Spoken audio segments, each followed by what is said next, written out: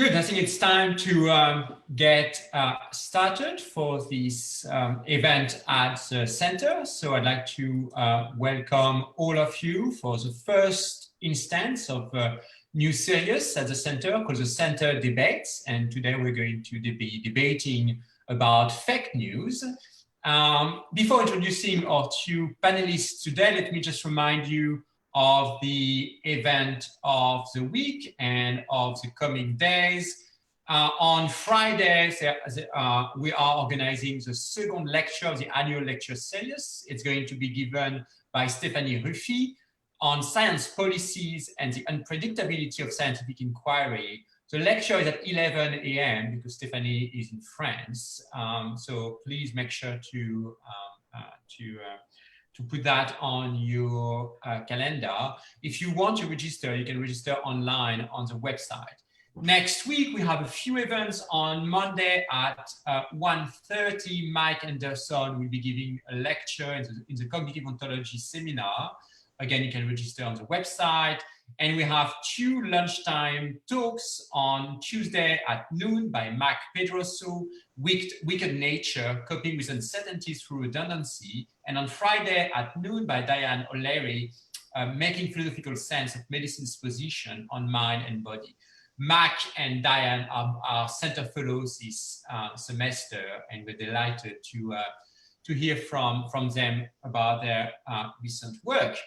Now, let me tell you a bit about the event. Here's how it's going to be proceeding. Hugo and Cailin will first give about a 20-minute presentation. Cailin will start first, followed by Hugo. And then we'll have about 15, 20 minutes, either of a response or an exchange between the two of them. And then we have a half an hour for Q&A at the end of this event. Now, we're using Zoom webinar, while you might be more used to Zoom meeting. So at this point, only the four of us are panelists, you are attendees. If you have a question during the Q&A, it's very simple. Just go to the bottom of your screen, click on Q&A, and then there's a text box. Just write your name on the text box, and I'll move you to the panelist status, and then you can ask a question to either Cailin or Hugo. All right, and I'll remind you about how to proceed at the end of the exchange between our two panelists today. A few words about Hugo and Cailin. So Hugo Mercier is at this point a permanent CNRS researcher at the Institut Nicod in Paris. He's also a visiting scholar at Penn in the politics and economics program. He's published on a range of topics in the psychology of reasoning, and his most recent book is Not Born Yesterday, right there. I think it might be a bit too small for you to see it, but that's his most recent book, The Science on Who We Trust and What We Believe.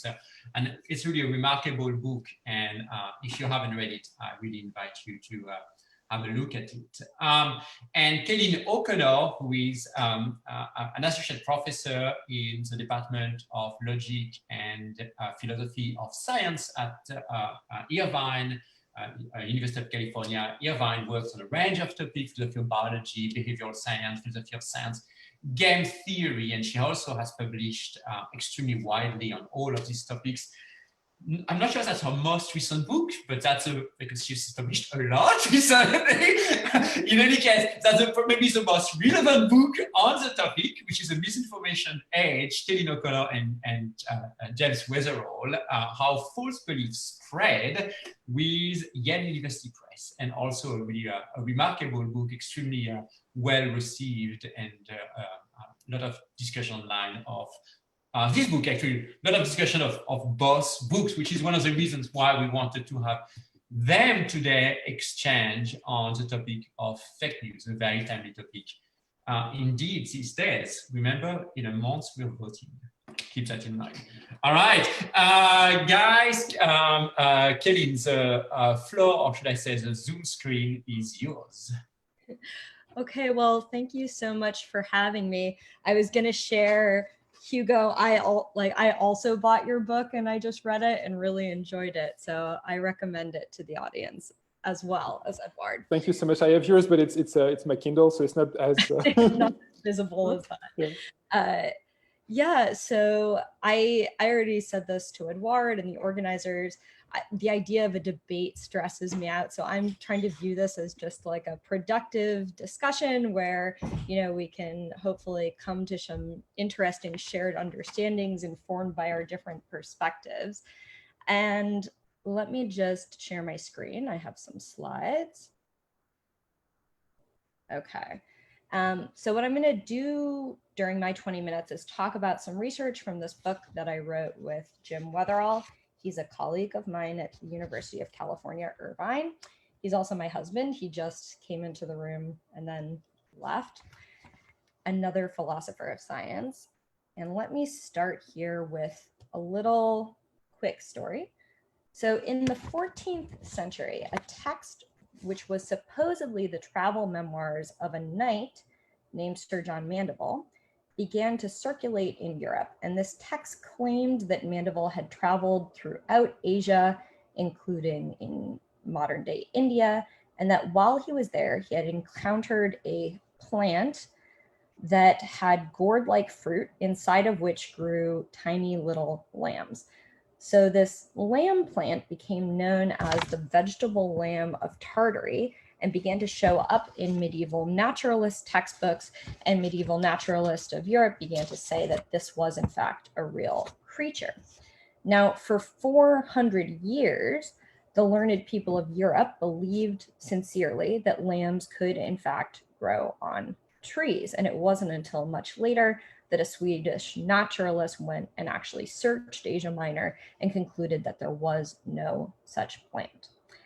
All right, why am I talking about the vegetable lamb? Well, so a few years ago, in the wake of the 2016 presidential election and the Brexit vote, my collaborator and I got interested in false belief and started generating the idea for this book. We're arguably in the middle of a crisis of false belief and misinformation, and things haven't really improved since then. Regarding COVID-19, this has been called an infodemic. And at the time, we mostly saw this being explained by appeal to individual cognitive biases and blind spots having to do with the way people reason about evidence. So people have problems reasoning about evidence, people are bad with probabilities, this sort of thing. And we think that's very important to understand in thinking about why people hold false beliefs. But we also thought, well, this is really only part of the story and probably not the most important part, because most of our beliefs tend to come from other people, at least in some sense. So humans are really deeply social learners.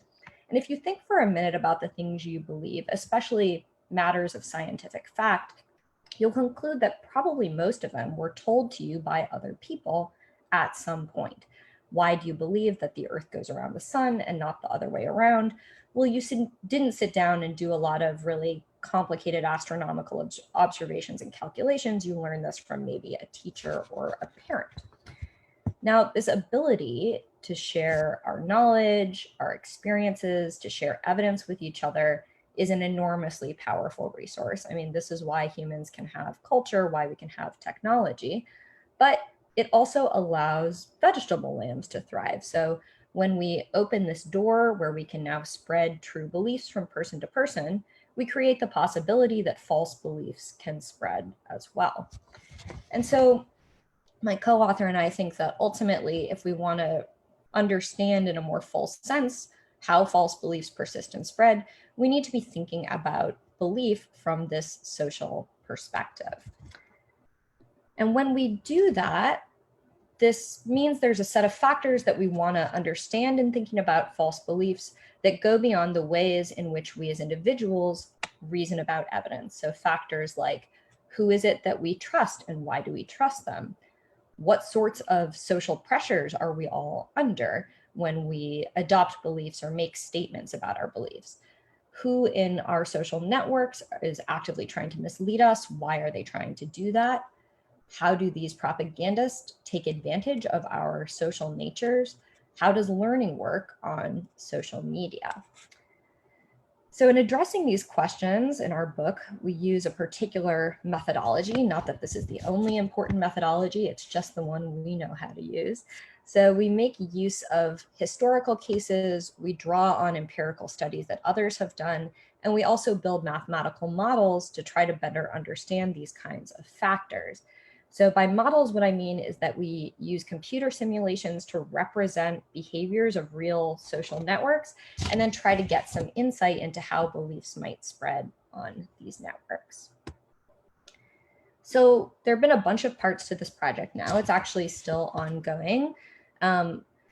We talk about a lot of these different topics in the book.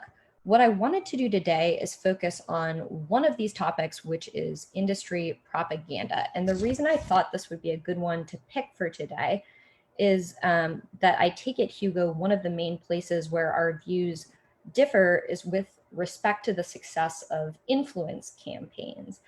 So I thought it would be good to talk about the part of our book where we chat about influence campaigns. And so hopefully this will be a way to generate some productive back and forth. So let's start this bit with another story. Okay, in the early 1950s, Consumer Digest was the most widely read magazine in the world. And they printed an article that was very influential titled "Cancer by the Carton." And this article documented this growing body of evidence that cigarette smoking is dangerous and causes cancer. Now that, combined with the publication of a few very influential scientific studies in the same year, led tobacco sales to start dropping for the first time in decades. In response to this drop in sales and this increased perception about the dangers of tobacco, the heads of 6 major US tobacco firms got together and they decided that they would develop a new strategy to fight this growing perception that their product was life-threatening. They worked with a public relations firm out of New York and decided what they were going to do was to fight science with science for the first time. Now, in their book, The Merchants of Doubt, historians of science, Naomi Oreskes and Eric Conway, dubbed this fighting science with science the tobacco strategy. And they describe how often the same group of men, and I mean literally the same men, used similar strategies to confound public belief about nuclear war and strategic defense, about secondhand smoking, about CFCs and the role CFCs play in ozone depletion, about acid rain and the connection between coal power plants and acid rain, and of course about global climate change.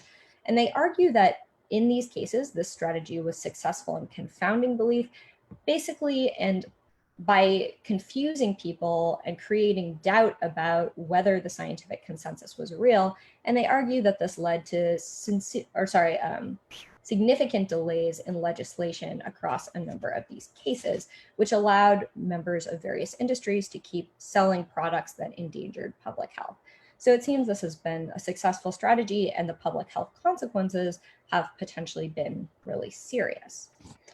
Now, part of the reason I like to talk about this strategy is that various parts of the tobacco strategy and similar methods are striking because they don't always involve scientific fraud. And in fact, in a lot of these cases, industrial and political groups can create influence without having to buy or bias individual scientists. Instead, they can use techniques that bias the overall body of evidence available to the public. And their efforts in doing so can be subtle, difficult to identify, and effective, sometimes arguably more effective than outright fraud would be. So I think there's kind of a misunderstanding about how industry influence works, where the assumption is that when you have industry influence, it usually involves like someone in a suit dumping a lot of money on the lap of a scientist and telling them, well, get me a study showing that tobacco smoking is safe. But that's not really how it works, and that's what I want to communicate about now. So there are a lot of tactics used by industry along these lines. For today, we'll talk about just 2 of them.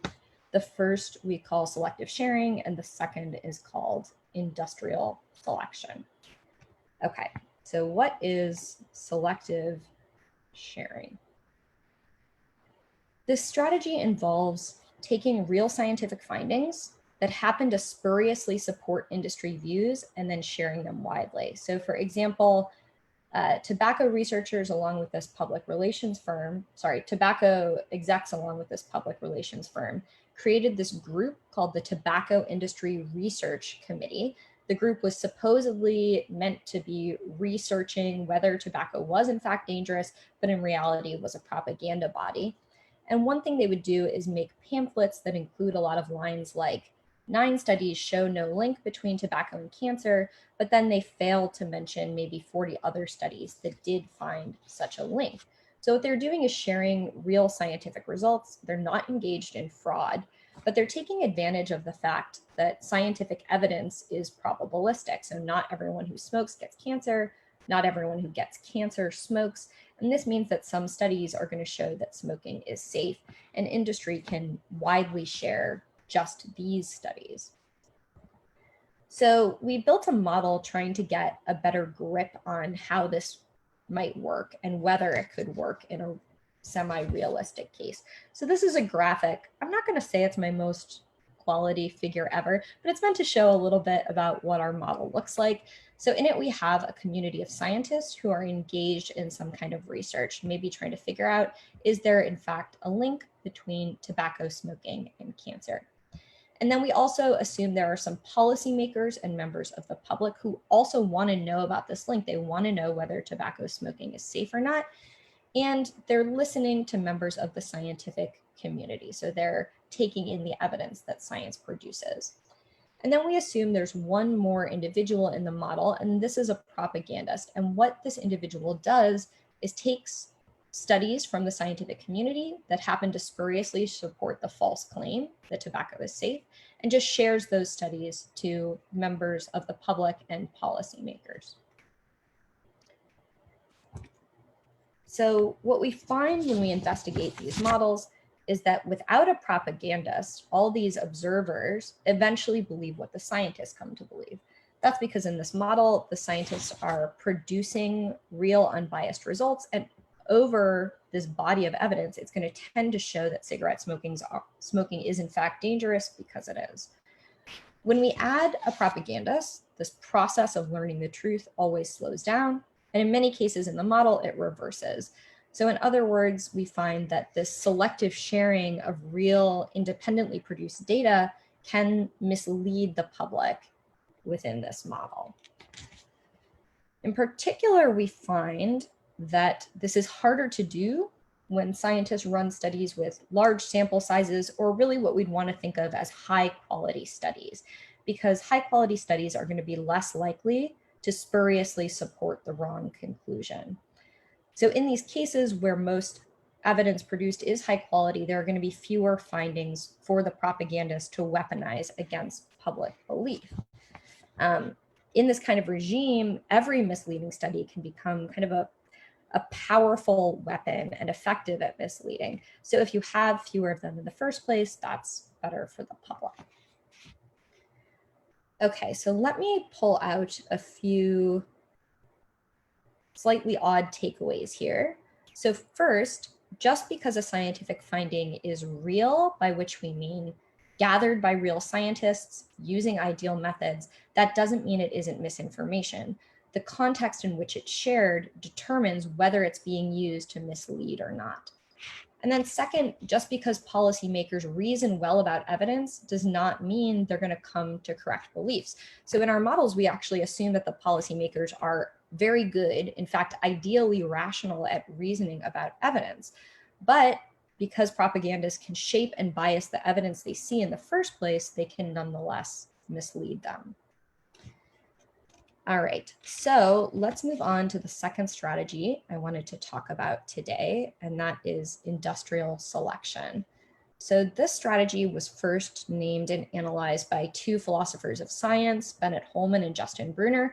And Justin Brunner is actually a co-author on the paper where Jim and I look at selective sharing as well. So what is industrial selection? So this involves funding scientists who are already using methods favorable to industry findings, basically giving them extra funding and money so that they can create more research, more findings using the methods they use. And in this way, a body of evidence produced can be biased without corrupting the individual scientists involved. So in this case, what industry is doing is taking advantage of variety and diversity within a scientific community. So if you look at a group of scientists, there often is some variety in the methods they use and the theories they hold and the background assumptions they hold. So an industry group can look at this community and ask, well, which of these methods and theories might get me what I want, and then fund just those scientists.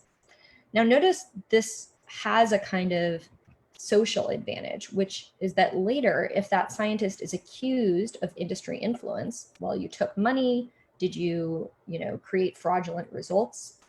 They can truthfully answer that they never changed a thing about their research practices for industry. And that is very powerful. Scientists have to trust each other to learn from each other. In a case where your peers are vehemently insisting that they did not change their practice for industry, that can be convincing and help people to trust the results being produced. So Holman and Bruner identify a good example of industrial selection, which happened in the 1970s. So researchers at that point had noticed that heart arrhythmias tend to precede heart attacks and thought that maybe stopping arrhythmias would be an effective way to stop heart attack deaths. So they started researching antiarrhythmic drugs, but they didn't all use the same endpoints for their trials. So some doctors looked at whether these drugs stopped arrhythmia, others were looking at whether they actually stopped heart attack deaths. And pharmaceutical companies tended to fund just these former researchers who were looking at whether the drugs stopped arrhythmia. Now, they did stop arrhythmia, and on the basis of this research, pharmaceuticals could then manufacture and sell these drugs. But the problem was, and you probably see what's coming now, the drugs actually caused heart attack deaths, and it took nearly 10 years to identify this, at which point it's been estimated that upwards of 100,000 people may have been killed by these antiarrhythmic drugs. So this is a case where the researchers kept doing what they would have done anyway, but just some of them had more funding to do it with. So some takeaways here: industry influence can be tricky, subtle. It often takes advantage of the norms and social structures of scientific communities because most scientists are under pressure not to commit fraud. And furthermore, they and their work is more trustworthy when they don't commit fraud. And we think this can lead us to sometimes misdiagnose the presence and strength of industry influence on our scientific beliefs because we expect it to look one way and it doesn't. So Jim and I actually had an email back and forth with the authors of this article and then responded with our own article here. So they looked at the role of sugar in the 1960s in research about heart health. And what had been found was that the sugar industry was funding researchers looking at the connection between fat and heart disease. Now, these authors argue, well, in that case, there couldn't have been influence on the research because the people who got funded were already looking at the connection between fat and heart health. And so they say there couldn't have been industry influence, but that's exactly industrial selection in another case. Now, in a particular situation like this, it's quite hard to know whether there in fact was influenced by industry or wasn't, but it certainly seems wrong to say there wasn't when something like industrial selection may very well have been at play. All right, so I'm going to sum up with a few ideas. First, don't assume you know what scientific misinformation and disinformation looks like. People creating this kind of propaganda have many techniques for doing so. The ones we talk about today take advantage of various features of scientific communities to skew what data is seen either within the scientific community or in the public. And they also take advantage of aspects of social trust between scientists. Second, it's important to understand sources of information that we receive, but this is not a panacea. So it can be useful to know about the incentives of propaganda groups or others in our social networks. But in many cases, it's hard to know how, in fact, they're shaping our informational environments. So for example, in the heart arrhythmia case, if you were looking at the consensus of the entire community during the 70s, it had been influenced by industry, but it's only with 2020 hindsight that we can see how that influence worked. It would have been very hard to identify that influence at the time. And last, even good reasoners can be placed in bad informational environments because of various aspects of socially shared information. Now, of course, there are lots of ways in which we aren't good reasoners, but even ideal reasoners have to depend on social sources of information, and in doing so can end up misled by various ways that information is shared with them. And with that, I will conclude. Thank you, and pass it on. Thanks, Cailin, for this wonderful introduction to your work or overview of some of the main aspects. Hugo, the floor is yours. So thank you very much, Cailin. Thank you, Edouard. Let me try to share my slides. Is it working? It is. Fantastic. Thank you. So yes, I will talk more directly about fake news. But as a kind of preamble, essentially, I'm afraid I agree with everything that Cailin has said. So I'm sure we'll still have a productive discussion, but on the idea that people are actually pretty rational and the problem is more with the environment, we're really completely on the same page. So I come at it from in a way from the opposite point, from the opposite perspective, because I am a psychologist, and I do study kind of individual psychology and biases if they, to the extent that they exist.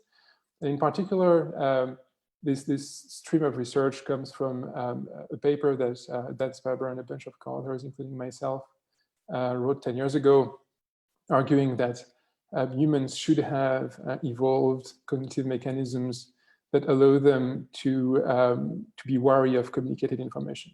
So as Cailin said, we rely hugely on what other people tell us to make just about any significant decision or insignificant decision in our lives. And as a result, it makes sense that we should be equipped to handle this, and in particular, to be equipped to handle the possibility that others might misinform us and mislead us and lie to us. And that's an argument that I've made more fully in the recent book that was pointed out earlier. So in spite of this, in spite of the idea that I think we do have cognitive mechanisms, and there's a lot of evidence from experimental psychology that even very young children are quite good at evaluating what they're told, there is undeniably a lot of kind of fake news around. These are from 2016, I think. And these are some of the top hits for political fake news on Facebook in 2016.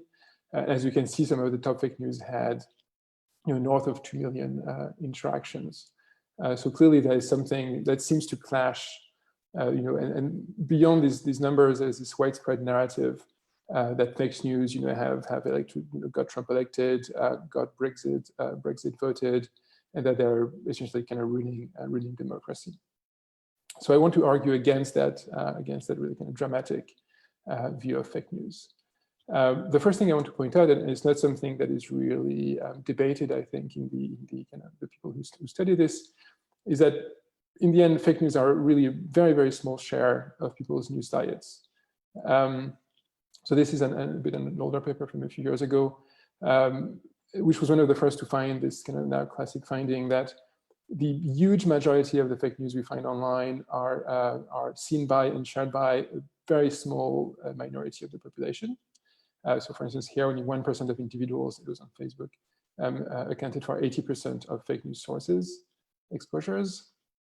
The same thing from a few years later. So it was then again on Facebook, 90% of our respondents shared no stories from fake news domains. So it was then again a very small number of people who were responsible for the whole of the fake news sharing and seeing. And more recently, there was this big paper that came out in Science, And they review the whole of the kind of the media diet of Americans. And by their calculations, fake news comprises only 0.15% of people's daily media diet. So media diet encompasses not only news diet, but everything people see on TV, etc. But if we restrict ourselves to the news diet, fake news is about 1% of what people are exposed to. Keeping in mind then again, that is very unequal. Most people are exposed to essentially zero fake news, and some people are exposed to quite a bit more of it. So the scale of the problem is I think, much smaller than many people might believe. The second point I want to make is that even though some people are indeed exposed to fake news, that doesn't mean that they will be hugely influenced by them. And so even though there isn't a lot of research on the effectiveness of fake news per se, because it's hard to study, we can't really do a lot of experiments with them. There is a lot of data on other domains that are relevant to the question of whether fake news actually convinces people. So one domain, the one that is maybe the most relevant, is that of political campaigns. So political scientists have been studying political campaigns for decades now, and they have done a number of randomized controlled trials to test whether the various techniques, whether it's canvassing, TV ads, online ads, robocalling, whatever, whether these techniques actually have an impact on the outcome in terms of votes. And so the most recent review of these findings by Cailin O'Connor concluded that based on a systematic meta-analysis of 40 field experiments and 9 original field experiments that the researchers conducted, we argue that the best estimate of the effects of campaign contact and advertising on Americans' candidates' choices in general elections, so essentially who people vote for in big elections like the presidential election, so really big ticket elections, and the best estimate of that effect is 0. So then again, these are the results of experiments. There are other data from more observational data that suggests that there is a small effect, but there's a consensus that the effects are pretty tiny. That is true in major elections. The effects do increase somewhat when we talk about, for instance, ballot measures or primaries for which people have weaker priors. So you can't just say, well, I'm going to vote for the Democrat, or I'm going to vote for the Republican. And then the effects increase a bit, but they remain relatively modest as a rule. Another domain, and I think we actually have the same picture from the Leakey's advertising. The other domain is that of advertising, which has also received a lot of attention, as you can imagine. And so is advertising, does advertising work? Does it make people buy the stuff that's advertised? So the way this is usually measured is by looking at the elasticity of advertising. And so by elasticity is the classic economic term. So for instance, if you increase the amount of advertising for a given product by 100%, so you double the TV ads or the online ads or whatever, you look at whether the sales follow suit. So if the sales double, and when you have double the advertising budget, the elasticity is 1, and etc.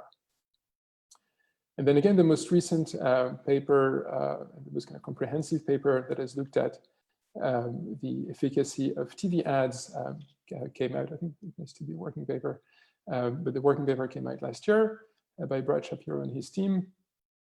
And one of the big novelties of that paper is that they take into account publication biases. I guess as we all know by now, in just about every scientific field, there are publication biases, such as positive results are more likely to be published than negative results. And in that case, it means that results in which advertising campaigns appear to work are more likely to be published. And so once you take that into account, their results reveal substantially smaller advertising elasticities compared to the results documented in the extant literature, which is not surprising. But the extant literature already pointed to very small elasticities, typically in the kind of 0.5 range, 0.05, sorry, as well as a sizable percentage of statistically insignificant or negative estimates. So if you look at the graph, essentially, it seems as if you have a few campaigns that have some effects, and typically they happen early on for products that are relatively unknown. But apart from that, TV ads have surprisingly small effects. So this is kind of the main outcome of studies of advertising, as far as I can tell. And as Gerhard Tellis, one of the kind of gurus of advertising research, said, the truth, as many advertisers will quickly admit, is that persuasion is very tough. So there are other examples from propaganda and other domains, but on the whole, mass persuasion is much harder than people sometimes and often indeed think it is, except when you're actually trying to do it yourself. Still, surveys show that people do believe in some fake news, and that that seems to be really worrying. But is it really that worrying? So then again, there aren't that many studies that really speak to that question, but one that I think is quite interesting looked at the rumors that not called fake news back in the day, but are essentially fake news, that Obama was a Muslim, rumors that circulated circa 2008 in the presidential election. And the survey suggested that many Americans, I don't remember the exact numbers, maybe 30% or something of Americans believe that Obama was a Muslim. And you can see how, if you take for granted that for many of these people, being a Muslim would be a bad thing, that it would negatively impact Obama's chances of being elected and being elected. And so what these researchers did, Kim and Kim, what they did is that they took advantage of some panel studies in which the same people were interviewed twice, and in between the two panels, in between the two surveys, these rumors that Obama was a Muslim spread, and that allowed the researchers to essentially kind of try to tease out in a reasonable manner the causality, the causal effect of that rumor, and did it really impact people's attitudes towards Obama? And what they found was that essentially people who already strongly disliked Obama were quite keen on accepting the rumor, but that accepting the rumor had no effect on their dislike of Obama. And so then again, obviously I would rather people don't believe this, but it seems to be a relatively isolated belief that only people who already disliked Obama would tend to accept. And then it was kind of relatively inert otherwise. So in spite of everything I've said, that fake news should be put in perspective. On the whole, very few people are exposed to fake news. Even fewer people share fake news. It is still the case that as I showed earlier as well, some fake news does spread extremely well. There's some that become very widespread, like the rumor about Obama being a Muslim. And so why do people share these fake news? And so one explanation that seems intuitively compelling is that people are just mistaken. They believe the fake news are true. And there's quite a bit of evidence now suggesting that this isn't what's happening in most cases. So for instance, this is a paper by Gord Pennycook and his colleagues, and they have several others finding the same pattern. So in that experiment, participants were asked a series of questions about a number of fake news items. And one of the questions was, whether you would share the fake news. And as you can see there, people were actually barely more likely to share true news than to share fake news, which seems quite worrying. And that was true whether the news were kind of in line or not in line with their political views. And so that might be taken as suggesting that people are just confused. They can't tell what is true from what is false. But another question the researchers asked was how, what is the accuracy of the news? Is the news true? And in that case, as you can see, on the whole, people were perfectly able to tell which news was true and which news was false.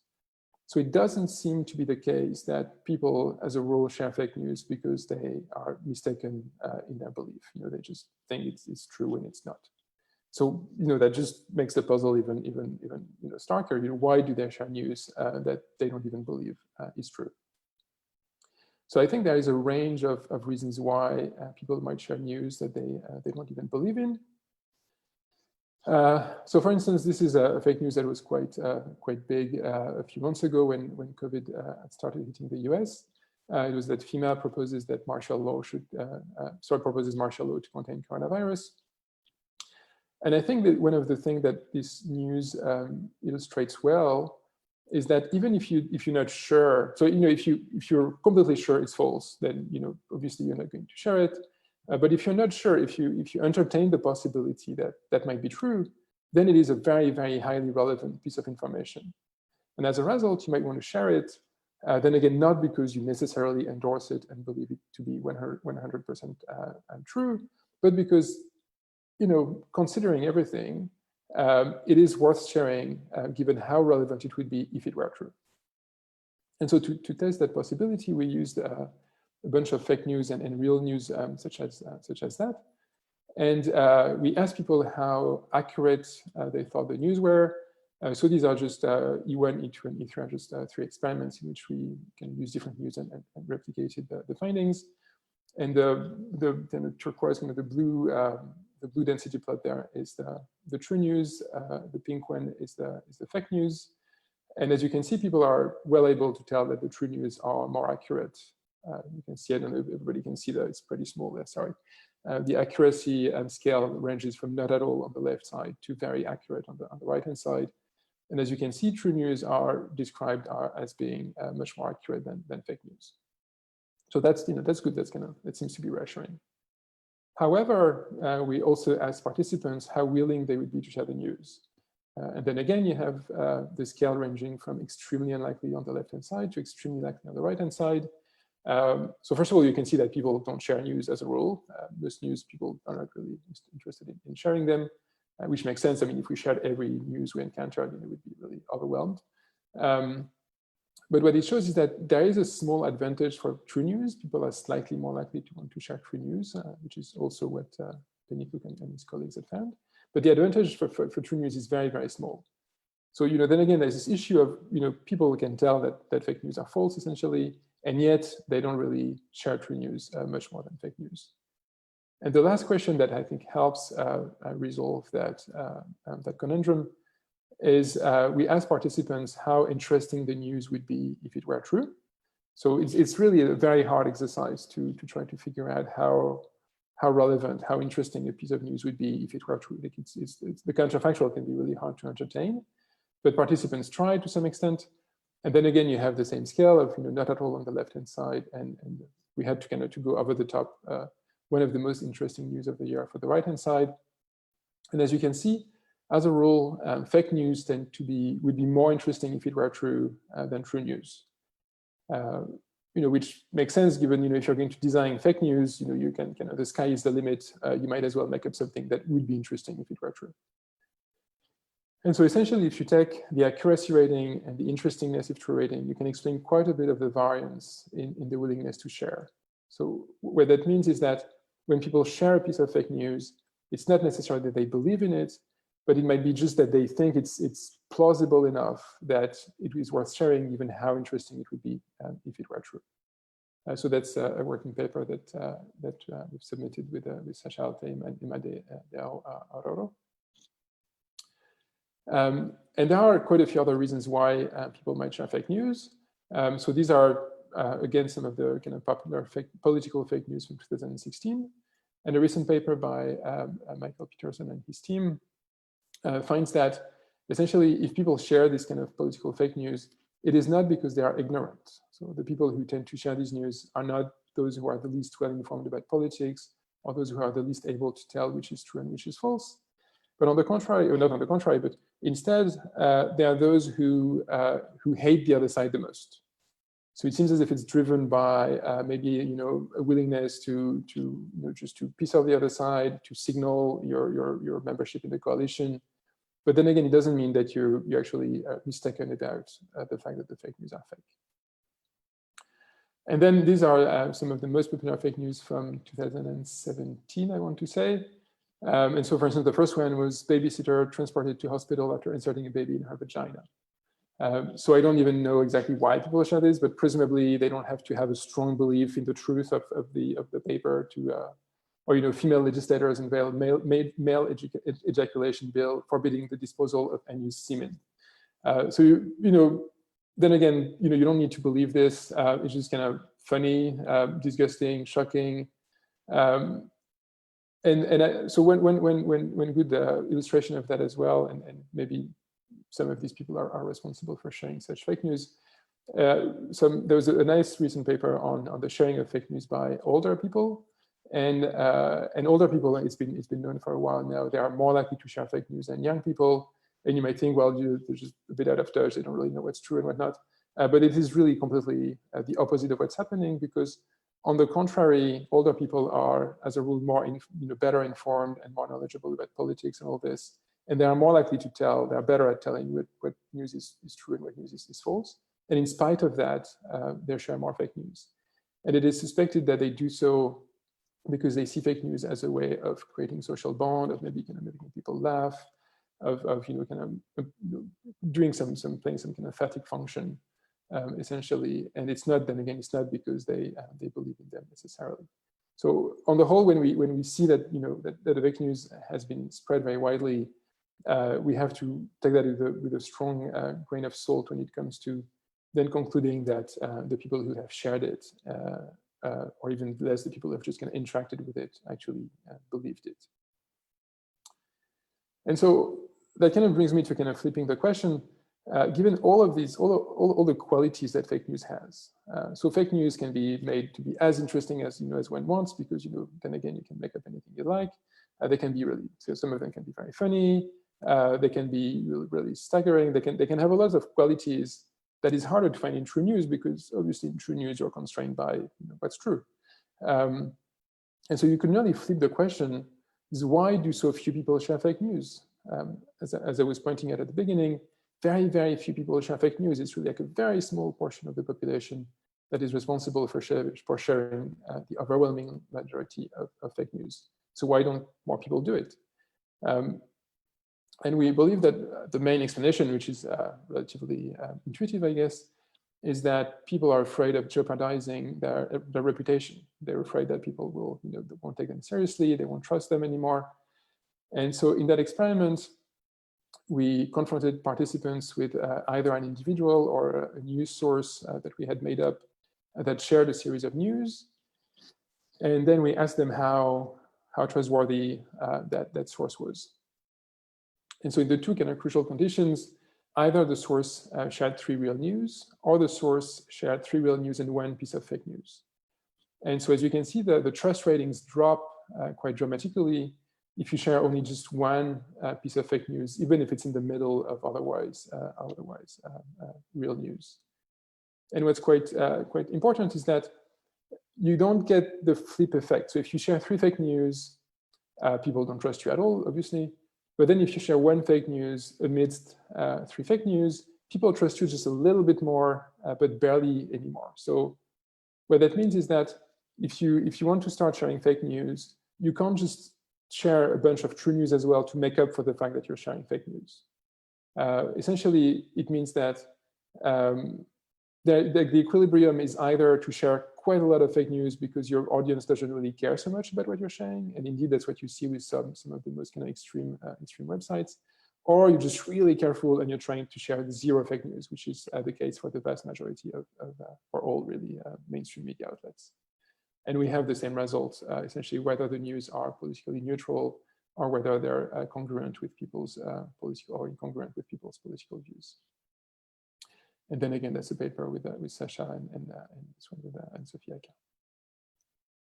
So to sum up, I think that fake news, I think that's kind of thing that's pretty kind of well established by now. It's just a very small portion of people's media diet. That even that small portion it's hard to believe it's hugely effective given what we know about mass persuasion in general. That even those people who do end up believing in fake news, that might not affect the rest of their behavior or the rest of their cognition. And then when we see people sharing fake news, it doesn't mean that they believe it. There are many reasons to share fake news besides believing in it. So just one last word. None of that means that fake news isn't interesting. Like it is just a fascinating cultural phenomenon, and I've done studies on it, and I plan on keep doing that. But the applied angle that many of us are using, that well, we really have to investigate this because it's a massive threat to our current political systems, is probably overblown. Thank you. Thank you very much, Hugo. One of the downsides of a Zoom webinar is that we can't really clap because all the attendees are silent. So, but the heart is there. Now we're a little bit late as expected, but we can take 10-15 minutes to exchange about this matter. And either first Cailin and then Hugo, or if you'd rather have an exchange, we can exchange with one another. So Cailin, do you want to start? Yeah, I'd be happy to start. Yeah, so there was so much interesting stuff in this talk. I especially really appreciated this new research from your group on why people share fake news. And that seemed to me really spot on, that it's not always because it's something they're believing and endorsing as some true statement about the world. There are a lot of different reasons to share it. So here was something kind of big that I thought I wanted to bring up, and I've been thinking a lot about, you know, the sort of research climate regarding fake news recently.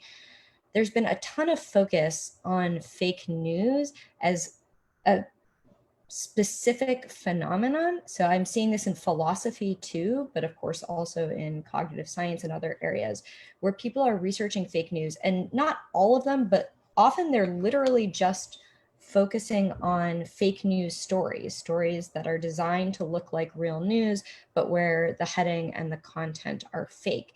And we saw a lot of those news stories being kind of important in 2016. My sense is that they've dropped in importance since then. I also think, you know, if we look at the breadth and variety of misleading content online, there are many, many different sorts of misleading content. Most of them don't fall into the fake news category. So I wanted to bring that up as one reason why I'm, you know, sometimes skeptical of this research that's like, well, fake news is a tiny portion of the diet, therefore it doesn't matter, because often it is just looking at this very limited kind of misleading content. But also kind of, just get your sense of like, is this a good way to research online, like misleading content online, to look at fake news rather than the much wider breadth of stuff that's out there? I completely agree with you. I think the main reason why people have focused so much on fake news, or the main reasons, one is that just the tagline fake news sells. Mm-hmm. And the other is that, and I think this might be the crucial reason, is that methodologically it makes everything easier. Because essentially you can use fact-checking websites to say, well, they say, you know, you have a consensus of fact-checking websites, this is false.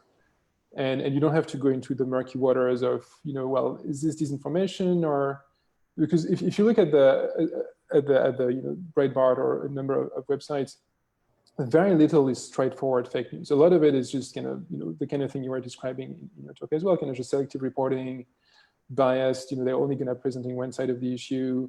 And it's much harder to study. But I think if you ask most researchers who study fake news, they will all agree that this is the big deal. And that I think every reasonable person who's studying this has to say, well, Fox News is vastly worse than all the fake news in the world. Vastly worse, you know, vastly more powerful than all the fake news in the world. So I think you're completely right. And I think we have to, moving forward, we have to find ways of studying these much more prevalent and also kind of much more insidious phenomena. And I would add to, I mean, so you brought up, oh, could I ask, you look really tiny to me. Would you mind stopping and share so I can see? Yeah, obviously, sorry.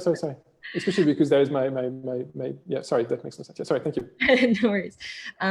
Yeah, so, and I would bring up, besides these kinds of issues with more mainstream news that's misleading for different reasons, I would add to that, I mean, there are a lot of catchy, funny memes that can be designed to mislead in subtle ways or else to drive polarization. There are videos. It's not the most influential thing, but conspiracy videos are super popular. The degree to which people take them seriously seems to vary a lot from individual to individual, right? But there's just all these different forms that don't take, or sorry, all these different content that's in some way misleading or propagandistic that doesn't take the form of making statements about false matters of fact as well. Yes, no, it's completely true. And then just, I guess, another kind of, as an add-on to the reasons why people focus on fake news is that it's also easier for government and companies to attack fake news because it's, everybody agrees this is bad and false, and it's easier for algorithms maybe to pick up on them because then again you have the fact checkers. It's easier for governments to try to make laws targeting them, and so just everything is easier when we have these clear-cut cases. But they don't matter. What matters are all the other cases. Yeah. So I also wanted to bring up something that I think that we probably agree about, which I think is really relevant to thinking about this. So I think in 2016, sort of when people were first starting to recognize fake news and freak out about it and try to research it, a lot of people expected that the main role of fake news would be to spread false propositional content with the intent of getting people to believe it, where you would say like the Pope has endorsed Donald Trump, and then the goal is to get a lot of people to believe that. And sometimes it seems to work that way, but of course, sometimes it seems to have other goals, and maybe some of these other goals it's more successful in carrying out. So things like muddying the water, confusing people, putting a lot of, doubt into people's mind about what's true, what's false, what they can trust, what they can't trust, driving polarization. And it can do that in different ways. Sometimes it's designed to create these emotional reactions like disgust or anger, even if people kind of recognize maybe it's not true. They're disgusted by the idea of like pedophilia or blood drinking or whatever. And in other cases, it might be that it drives polarization because people share it for these interest reasons or in-group signaling, and other people think, well, those people are idiots. How could they ever believe that? So yeah, I wanted to bring that up as well. This idea that like it's not just to persuade people of something. Yeah. No, I completely agree. And broadly, that's what people often describe as the kind of the Russian strategy. And because they've, obviously they've been doing propaganda for quite a while now, and they figured out relatively early on then, as you were saying, just trying to persuade people of specific propositional content, it just doesn't work. And so they quickly enough, they turned to this strategy of just kind of sowing doubt and trying to make it so that the official sources, like the Western sources, aren't trusted anymore. And as a result, people kind of revert to their priors, and they just hope that their priors are more, pro whatever, point of view they want to defend, rather than the point of view people would have if they were more educated or if they were more informed. But what's interesting is that it points out something that's I think quite true as a rule. As a rule, is that the main issue with the communication environments we're in, it's not necessarily all the false information that is spread, but all the right information that doesn't spread. And in the end, you have sometimes this imbalance, or people then again just stick to their priors, which are wrong in many cases. But the issue of good information not spreading is much less visible than the bad information spreading. It's just something that doesn't happen and that should happen. And as a result, people, I think, are much less kind of alert to that danger. Yeah, I think this idea of people sticking to their priors or being reinforced in their pre-existing positions is an important one. So while reading your book, I was thinking about the tobacco strategy and the effectiveness of the tobacco strategy. And in the case of tobacco, it seems they just managed to delay legislation for really a pretty long time, for several decades. And I think part of what was going on is that people didn't want to legislate cigarettes and stop smoking for obvious reasons. But with this very clear evidence from the scientific community, they were set to do that. But once there's enough doubt and confusion introduced, then they can kind of do what they already wanted to do, the thing that's not actually good for them, right? And so it's effective in that it actually stops them from acting in their own best interest. But the reason isn't that there was this like very elaborate persuasion effort. It's that it sort of created space for people to do something that they, for some reasons, wanted to do. Anyway. Yes, no, exactly. I mean, once people have started smoking already, any information they might get that tells them that it's actually not bad for them, they should be really kind of happy to have it. And I mean, to the extent that they're keen on kind of justifying their point of view to others, they want to justify their habit and not just be this person who does something that seems to be irrational because everybody knows it's gonna kill them.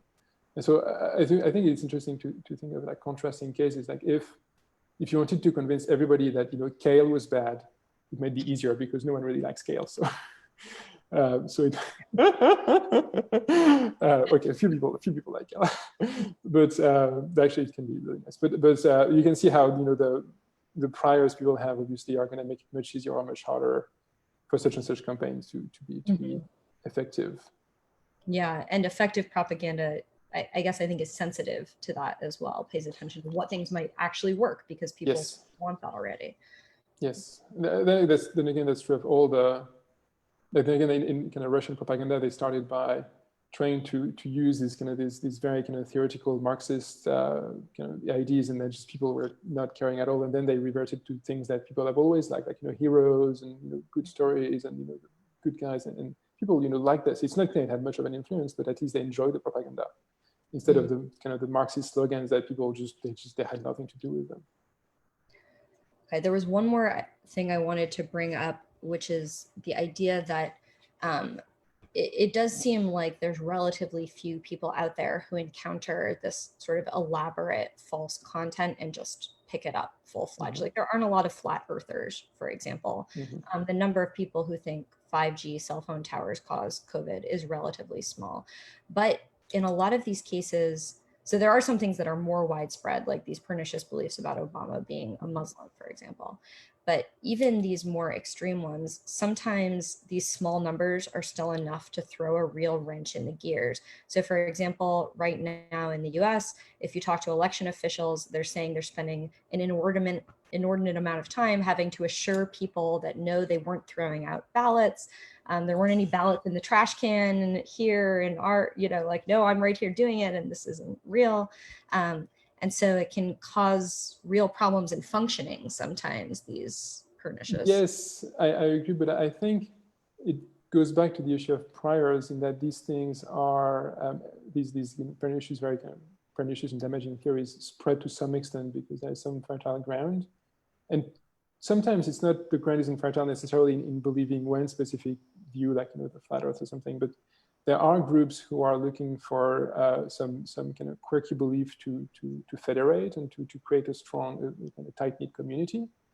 And then as a kind of byproduct of that, they go all in and they engage in all sorts of potentially kind of destructive behavior. But so I think it's clearly problematic, but it's not, if you take someone who is completely well-adjusted and functioning well in society, it's, they're not just going to find a YouTube video of 5G causing cancer and go burn a tower. Like it's usually there's a susceptibility in people's personalities and place in life at that stage that makes them more likely to engage in that type of behavior.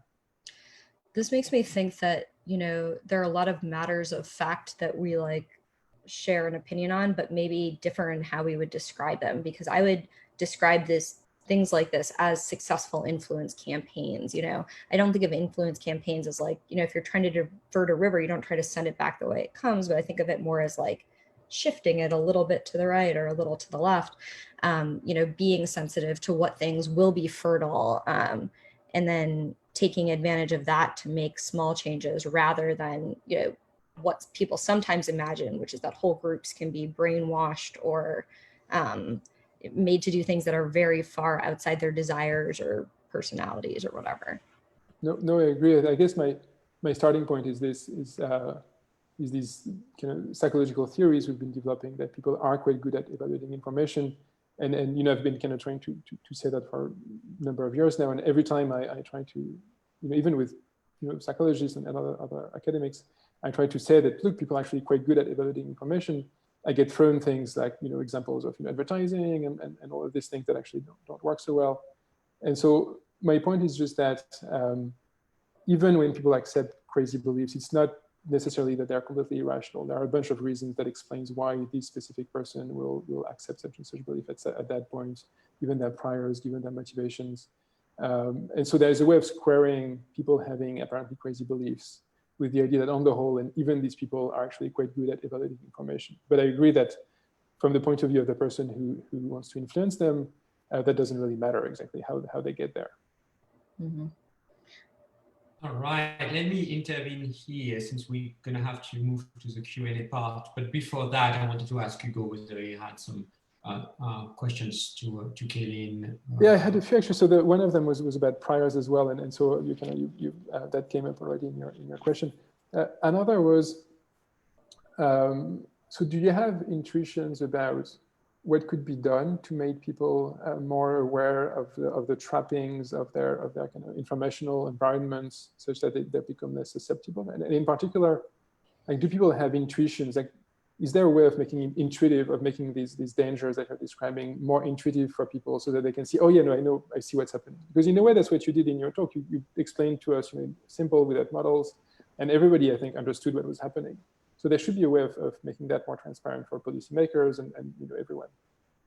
Yeah, I think in general that is one way to just publicize ways in which propaganda doesn't work, the sort of naive, expected ways, so that people have the kind of meta knowledge to develop new understandings of it, or to engage in scientific like informational literacy campaigns that allow people to have a better sense of, like, here's how science works, here's how people might be able to corrupt it, etc.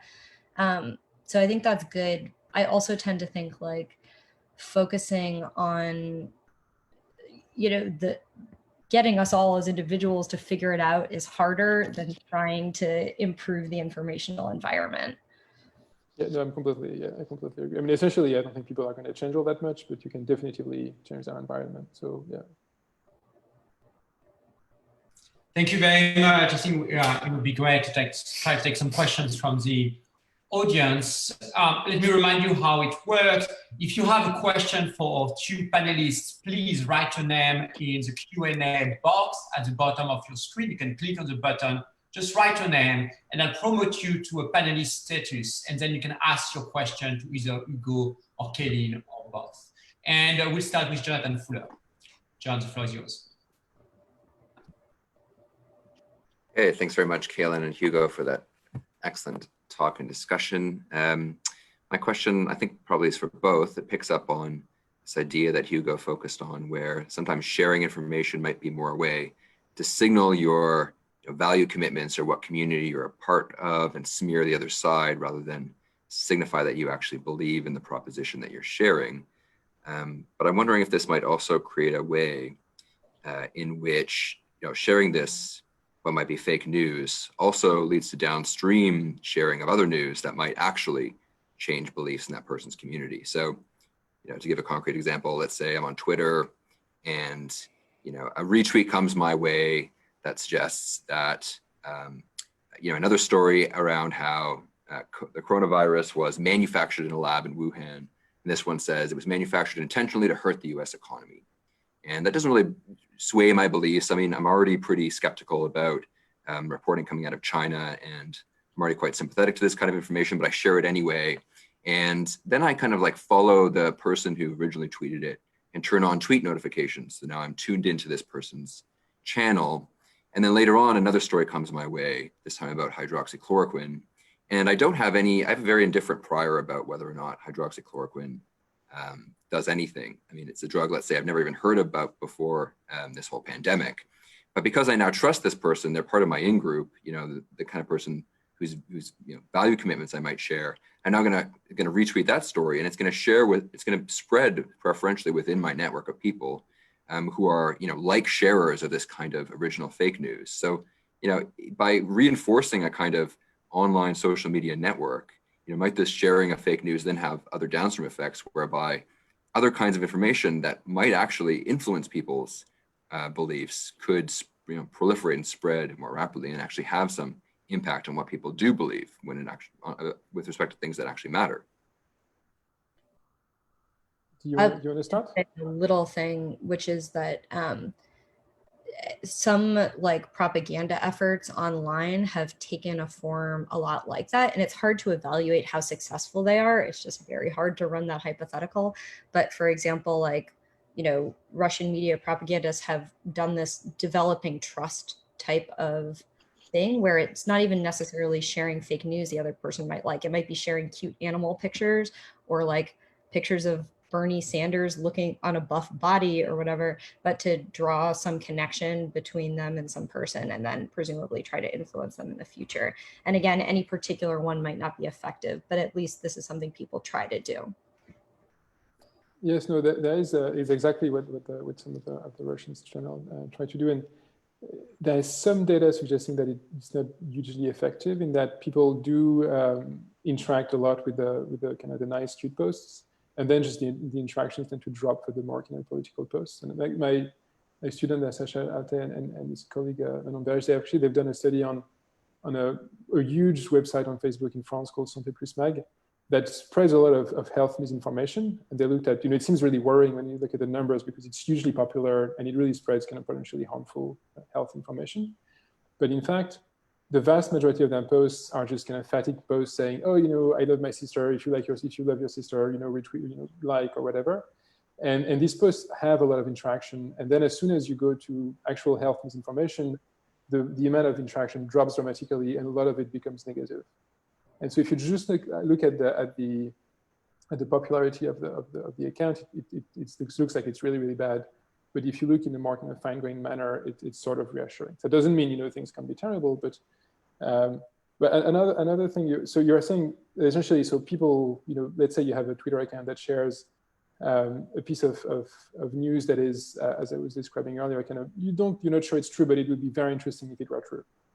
And we think, and there's some Pascal Boyer and other colleagues have data suggesting that indeed people who do share such information, that information about threats in particular, they are then trusted a bit more. They're thought to be more competent because they share such kind of valuable information. And on the whole, I don't think it's usually problematic. But I think someone who has managed to kind of capitalize on that is someone like Alex Jones, who is very good at spinning these kind of really kind of wild tales of really kind of massive threats. And then some people do seem to see him as being relatively competent, which is interesting. So I think it's very few people can pull it off, but in practice it does seem that in some cases it kind of works at the margin. Thank you very much, John Norton. The floor is yours. Oh, thank you. First, Cailin, Hugo, what a terrific pair of presentations. I enjoyed that immensely. Thank you very much. It's really set me thinking and informed me in ways that I'm enjoying immensely. So the idea that's grabbing me at the moment is that the spreading of fake news is being done by people who don't necessarily believe it. So I gather it's a kind of bonding activity. You share this fake story and that fake story. It's a small community that's doing it. And my inclination is to say, oh, that's terrible. But then I pause and I think, maybe it's what I do. On the left, which is where I'm located, a similar sort of function is performed by comedians. Some of our leading political commentators are comedians. What's his name? Jon Stewart, I think, had a leading role there. And it's simply very, bonding to sit and listen to him, and other people, listen, and you exchange remarks and you say, oh, he was so funny last night, and have you seen this and have you seen that?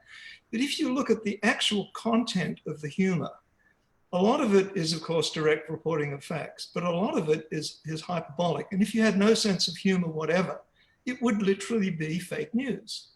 Right? So I'm wondering if there are just simply different modes of social bonding that are that depend more on on the right. It's owning the libs, right? And truth doesn't matter if you own the libs. On the left, it's the bon mot that Jon Stewart produces. So I'm wondering if that sort of humor might be a model for what's happening, as opposed to serious efforts to inform. Do you want to? But we're like, who's going to go first? I mean, this sounds plausible. I was thinking of something earlier that's kind of, I don't know, it popped up again as you were talking, which would be an asymmetry between these kind of two forms of like creating community or signaling in-groupism. So sometimes people are sharing fake claims or misleading claims or fake news. It's not clear if they actually believe it, but sometimes those claims become part of like the conversational grounds in a way, where we all accept that we all say this thing. and you know that I will accept when you say that thing, et cetera, et cetera. And so if, you know, given $1,000 to say what the truth is, maybe I wouldn't say it, but if I'm in this social situation, I will say it. And so it, in some ways, gets treated as if it's true or as if it has some truth value. Whereas like the comedy claims, I'm not sure if they would fall under that same umbrella. Yeah, I don't have a, I mean, essentially I decline to say anything bad about Jon Stewart is my answer. But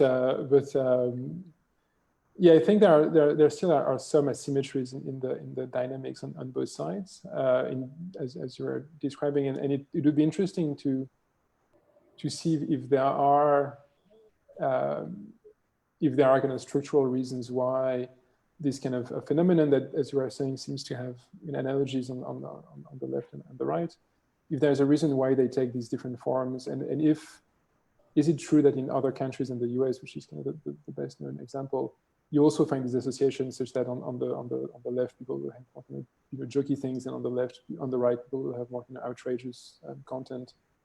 I don't know enough about kind of the right-wing sphere in France to say, but it's, if there was like a cross-cultural association, it would be interesting to try to figure out why you have this mapping of the left and the right and different types of strategies for creating kind of in-group bonding.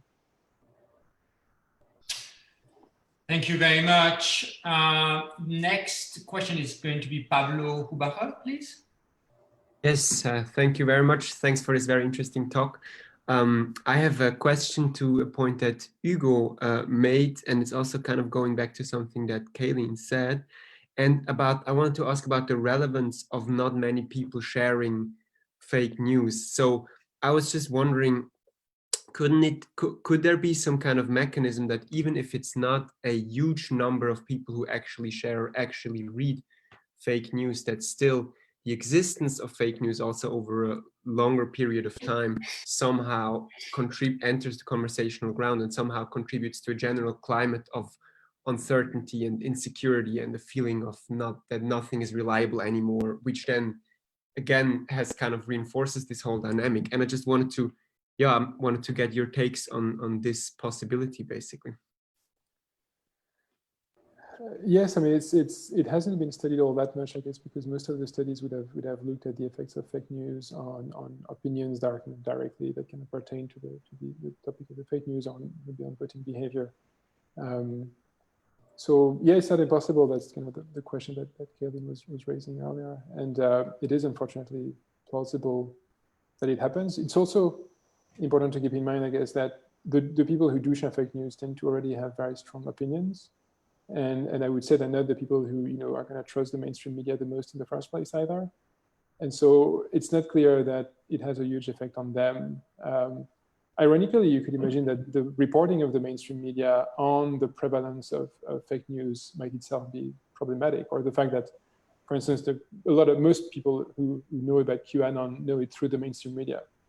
So I'm not saying they shouldn't report about these things, but there might be downsides to that. Yeah, I mean, I'll just add by reiterating this point that the tiny amount of fake news findings usually are constrained to specific kinds of fake news rather than exposure to polarizing or misleading content more generally too. And so in thinking about like what matters and what affects us, I almost want to say like, let's not start with that as a starting point. I mean, I think we can, if we want to say like how important is fake news as that phenomenon, it's really relevant. But how important is misleading content generally? I don't think it's the right thing to start with. Thank you. Thank you very much. Next question is going to be from Joshua Thoreau. We only have 10 minutes left and a very long list of people asking questions, so not everyone will be able to ask his or her question. Joshua, the floor is yours. Hey, thanks again for this talks. They were both super interesting. So yeah, my question was about QAnon, which seems to be gaining at least some, I don't know if you want to call them adherents, but at least spreaders. I just wonder if things that are sort of like that, closer to conspiracy theories, they're they're different than fake news, which is a lot of fake news stories are just like one packets of particular events, right? Which might be easy to sort of doubt. But when you've got something like something that's approaching a conspiracy theory, you've got this whole sort of system of beliefs that are kind of self-reinforcing. And I wonder if it's easier to get people to not just take seriously, but maybe accept beliefs when they're put together into a package such as what QAnon seems to be spreading. So just curious your thoughts about that. I mean, certainly all the evidence suggests that like when beliefs cohere with each other, they're more stable, you're more likely to pick them up. I mean, with something like QAnon, it seems to me like the most interesting or relevant phenomena is, they're aware that they can't just get sort of everyday people to believe that Joe Biden is drinking the blood of children or whatever crazy thing. And so they've taken this tactic, which relates to what we were talking about earlier, where they don't try to get people to believe the crazy thing. Instead, they exert influence in more subtle ways, redirecting the river. So for example, by creating this conversational environment where everyone is talking about child trafficking and the dangers and worries about child trafficking. So creating a kind of like fearful environment surrounding this, which a lot of people who are sort of everyday normal people take to be an important issue and want to talk about, right? And so that's, that kind of influence seems to be the more effective thing that an extreme group like QAnon can engage in. Yes, no, I agree. I mean, it's this whole thing that the media doesn't really tell you what to think; it tells you what to think about. Mm-hmm. And so they have this kind of this agenda setting function, and these groups to some extent manage to play a bit of the same role in that they get people talking about different issues, and it might so happen that these issues then favor such and such political candidate, for instance. So for instance, it's well known that if the media manages to get everybody to worry about security, then the Republican candidate is maybe more likely to be voted for. And vice versa, if they're talking about some other issues that the Democrats are perceived as being stronger on. So there's that. There's clearly that danger. But yeah, I mean, it is then again, to keep things in perspective, they're very vocal, and now there's a lot of news media attention devoted to them, but they remain like a very, very, very small number of people, and I think to understand them, I guess what's interesting is to look at it as an activity, and I can see how it looks kind of fun in that you're playing a detective game, you're having these cues, you're engaged, you have to do your own research online, and I mean, I kind of sort of in a way we're all researchers. I mean, that's kind of what we're doing in some ways, obviously in many different ways, but I can sort of understand the frustration of people who are essentially in a position that they have to accept what the mainstream, like the best strategy they have is to accept what the mainstream media says, and it's a bit dull, and they feel as if, no, I mean, I can be more active, I can be more proactive in my information search, and I can understand, why it feels good and why people are engaged with this, even if it, obviously leads to bad outcomes. Thank you very much. Cailin von Hoosterholm, I'm sure I'm butchering your name, but Cailin, please, the floor is yours. Hi. Thanks, Cailin. Thanks so much for your talks, by the way. I love the different angles that you guys took. I had a question kind of that probably came around near the end of your discussion, where you were talking about improving the informational environments, because obviously that seems to be quite an important thing. Is like, okay, so given that we've diagnosed this problem in an interesting way from lots of different angles, like what is there to be done, right? Because ultimately that would be an important thing to work on as well. So what is there to be done? I was wondering, because one of those things you mentioned was like scientific literacy campaigns as like I guess part and parcel of one of these programs, and I was wondering if you thought these attempts could backfire in some way, because if you look at conspiracy theorists, just like from that kind of angle, there's always this like self-sealing quality about them, right?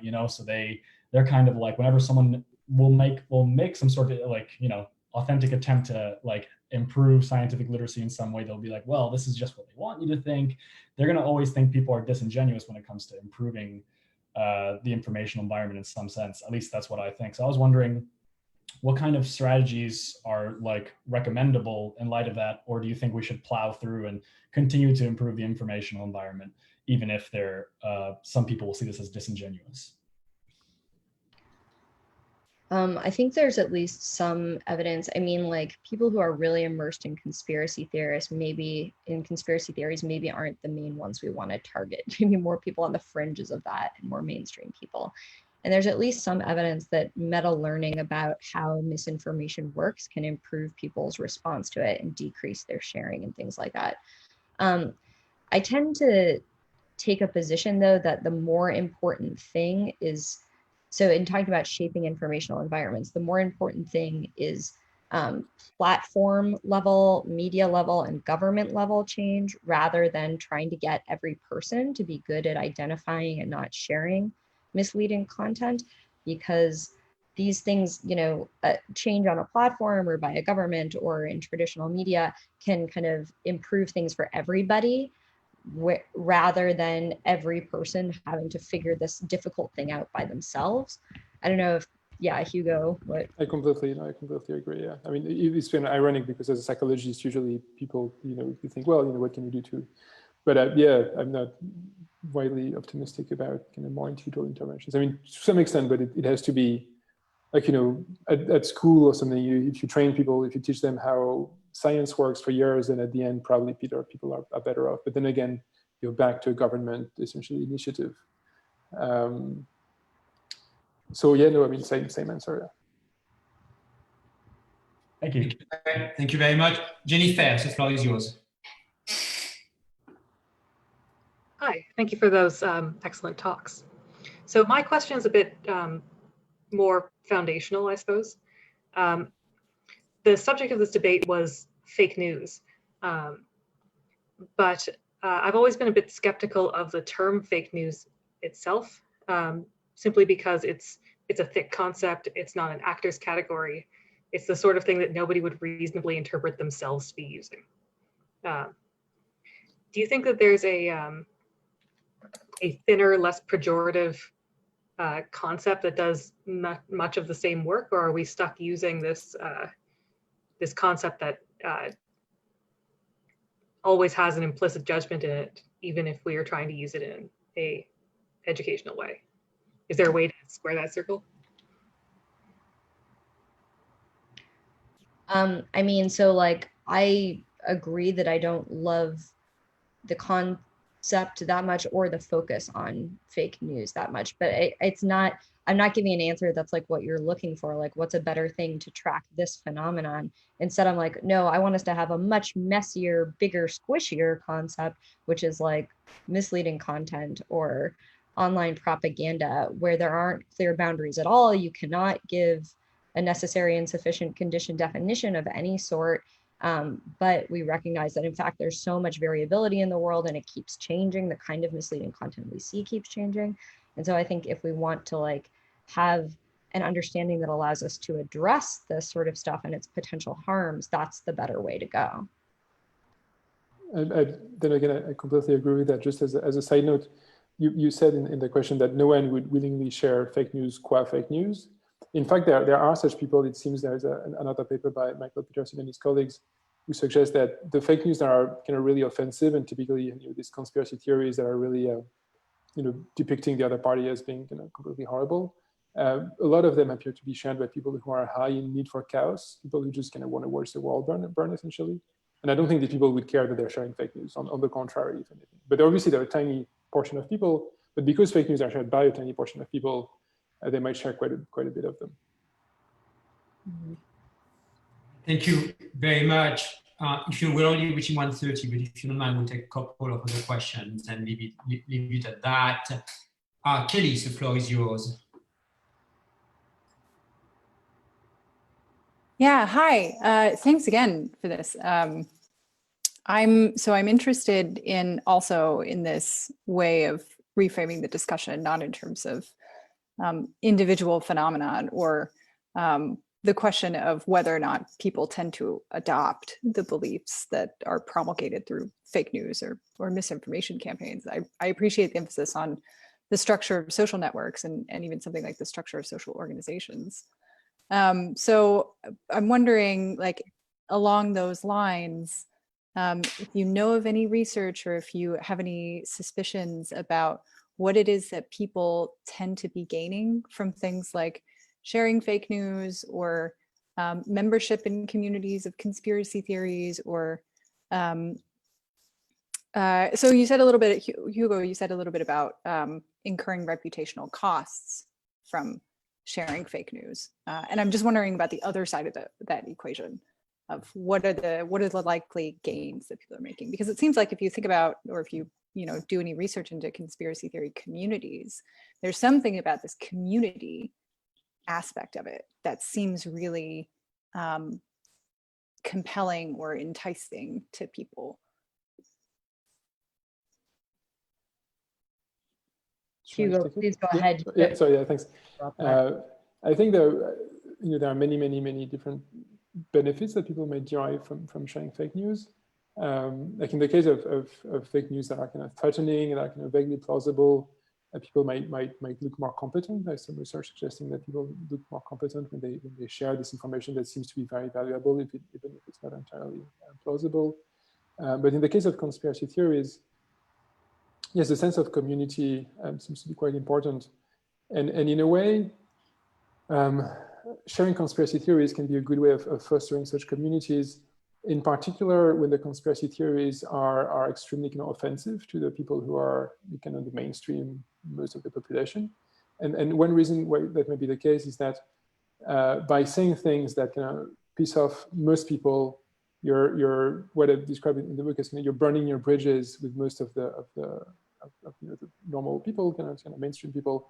And as a result, the people in your community, they know they can rely on you because you don't have a choice but to belong to that community. So, I mean, to take an extreme example, if you have a tattoo of a swastika on your head, you're pretty much stuck within the Nazi community. And obviously, conspiracy theories are much weaker than this. But if you take a public position, as we were saying about QAnon, that Joe Biden drinks the blood of children or whatever, it's kind of harder to integrate with most people. And that also sends a signal to the people in your community that you're kind of stuck with them. And so that makes you a better kind of ally because people know that you don't have a choice but to stick with them. All right, thank you. Cailin, do you want to add something or do you? I kind of wanted to ask Hugo if this is a thing. I mean, I at least know some fake news sharers who seem to get just a kind of trolling kick out of it. Like, I just enjoy stirring things up and getting people to argue with me. Is that common, or is that a main motivation? I don't know. I think it touches a bit on the kind of the need for chaos thing, that people just want to create a mess. But there might be something that is just I want attention. Like, I want people to engage with me, and if I just say banalities, then just no one pays attention to me. Whereas you're forcing people to interact with you, nearly in the same manner that a child is being obnoxious because he wants his parents' attention. Sometimes on social media, people will be intentionally obnoxious, and it works. They do get attention. They do get debate with people, and then to some extent it can become enjoyable for them because then they become kind of more civilized and actually engage in the debates. But it's a way of creating some kind of link, even if it's negative at first. But it's better than nothing for some people, I guess. All right, thank you. Do you have time for a few questions, or should we just stop here? It's fine with me. Yeah. All right, so I think we only have 3 more people on the list. Guys, keep it short, please. Elizabeth Seger, the floor is yours. Thank you. Elizabeth? Yeah, great. There we go. Thank you for your talks. I wanted to go back to the beginning and, I'm sorry, but push back on this notion a little that people are actually generally good reasoners. I know that's kind of your pet peeve, Hugo. But as we've been talking about, there is a very large social component to how we reason about what we believe. Oftentimes we agree with the majority voice, the loudest voice. We align with the views that support those views that our social community believes in, and we support the views that align with our own ideas of what good reasoning looks like and our own pre-held beliefs. And now in a modern era, we are introducing this new factor, which is that we have information mediating technologies and information producing technologies, and we're distancing ourselves from the human source of information. Sometimes the source of information isn't human at all. And so we're sort of flooding our infosphere with these distant sources of information. So what I'm wondering is, are our social heuristics for evaluating what trustworthy information is, and for evaluating what reliable information sources are those heuristics possibly just simply outdated for the modern era? Yes, to some extent they are, but fortunately we have also, our informational environment has also been built around our cognitive mechanisms. So it's not as if it was, completely out of touch. It does work. For instance, we're able to recognize who to trust, and even if these mechanisms evolve, so we could recognize what individual to trust, well, we can use the same mechanisms in a way that sort of works for institutions. We can, most people trust more in the mainstream media than they trust, kind of fringe outlets. So we can tap into the same mechanisms to understand things that are vastly more complex. So obviously that leads to approximations that are bad, but it's kind of better than nothing. But essentially you're right. I mean, we're not well equipped to deal with the complexity of the current informational environment. But I think, as I was pointing out earlier, the main consequence of that is that we reject way too much information. Like, we're way too conservative rather than being too gullible and too keen on accepting information. Because essentially what should happen is that we should trust just about anything that's in the mainstream media. We should just accept all the scientific consensus on every kind of possible issue as a heuristic. Just all of these things that we should do that we don't do, because indeed we're not equipped to realize how, once you have a scientific consensus, how likely it is to be right. And so I agree, but then again, just the emphasis should be on how the information, how much information we're missing out on, rather than the bad information that does transpire. I would add to that. I think that it's relevant to realize that a good amount of online propaganda is designed to take advantage of our social heuristics for detecting good and trustworthy information. So if we knew that some content was coming from whatever political party or oil and gas or members of the Russian government, we would know not to trust it. But it's often designed to sort of infiltrate social media and then go viral. So the person we actually are getting that content from is maybe someone who we know and trust. And so it's sort of hijacking our trust mechanisms in some way. Yeah. Thank you. Boaz Miller, please. Okay, thank you. I loved both talks. I want to contrast the difference between both of you and actually suggest an argument in favor of Hugo's views. So we have two distinct models. In Cailin's world, people are nearly perfect Bayesian agents who no, this is what you say, no, in the book at least. So are mostly rational agents who share information with each other, report information to each other, and the problem is that they are stuck in networks with bad topology, where misleading people have too much influence. So the solution is to monitor top-down the control of information in the network, or change its topology. By contrast, Hugo suggests that people share, they know to distinguish truth from falsehood, and they share for other reasons. So, and I think that Hugo is more right. And one reason is that sharing as a communicative act, as a speech act, is not assertion. It's not an epistemic speech act. It's not intended to inform. And I think that the norm of sharing is not an epistemic norm.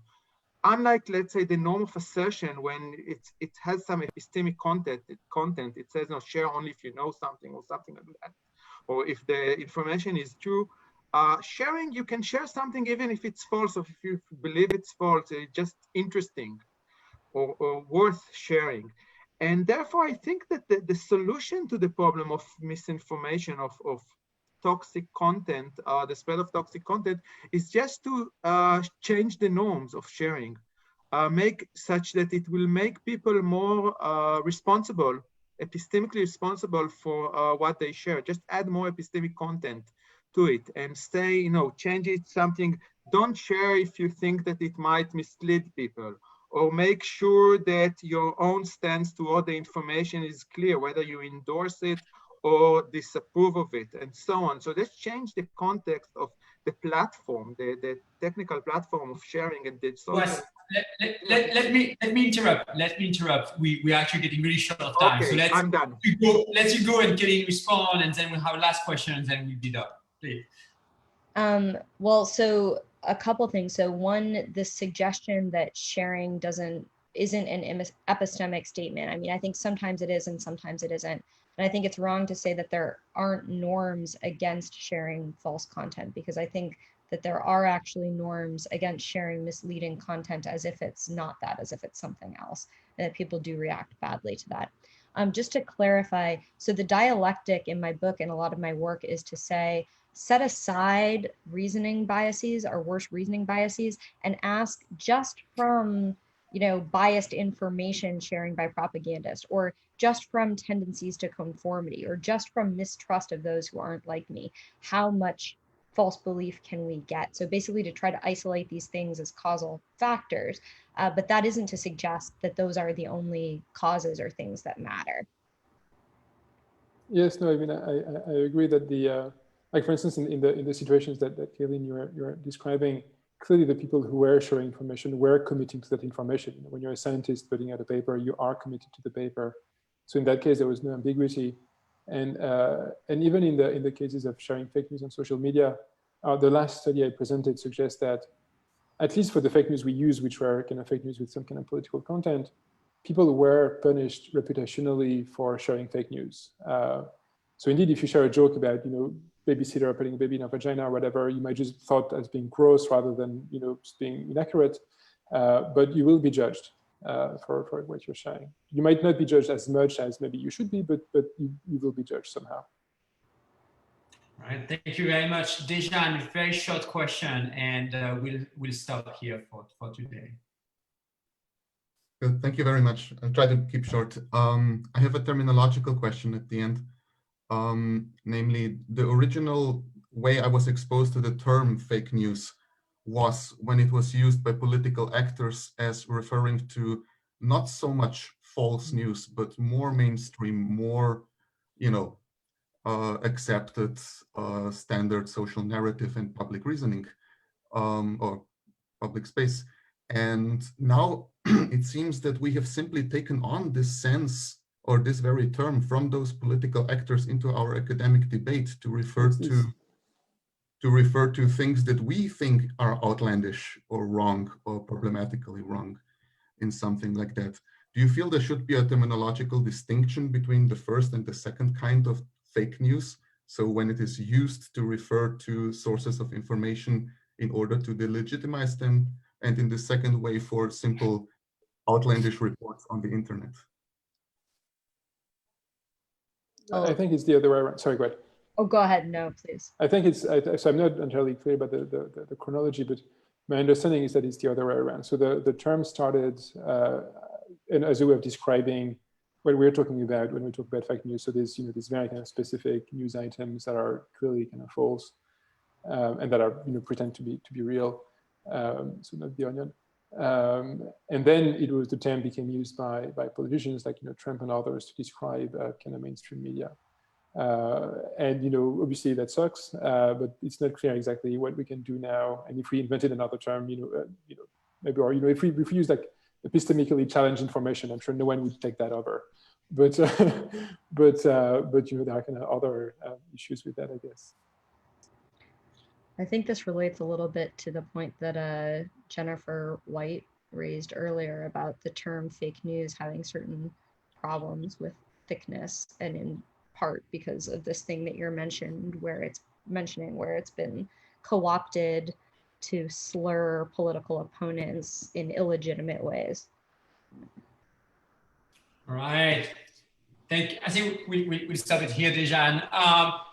Many thanks to Hugo and Cailin for their wonderful exchange. I think that has given two different perspectives, but really complementary in some respect, and actually some points of disagreement, but quite a lot of agreement on important questions. It was really, I think, informative, and I'm pretty sure everyone enjoyed it. Hopefully, as a format, it worked well. If you have any thought about the format, just feel free to reach out to me to know whether it was a useful way of having people exchange ideas. And thanks again, Hugo, and thanks again, Cailin. Thank you so much for organizing that. Yeah, and thank you, Cailin. It was really fun. Yeah, good, thanks. I'm happy about that. And we'll make sure to have you back at the center in the hopefully near future. It's really wonderful to hear from both of you. And we'll see some of the attendees in the coming weeks. Bye, guys. Have a good day, and thanks again. Thanks.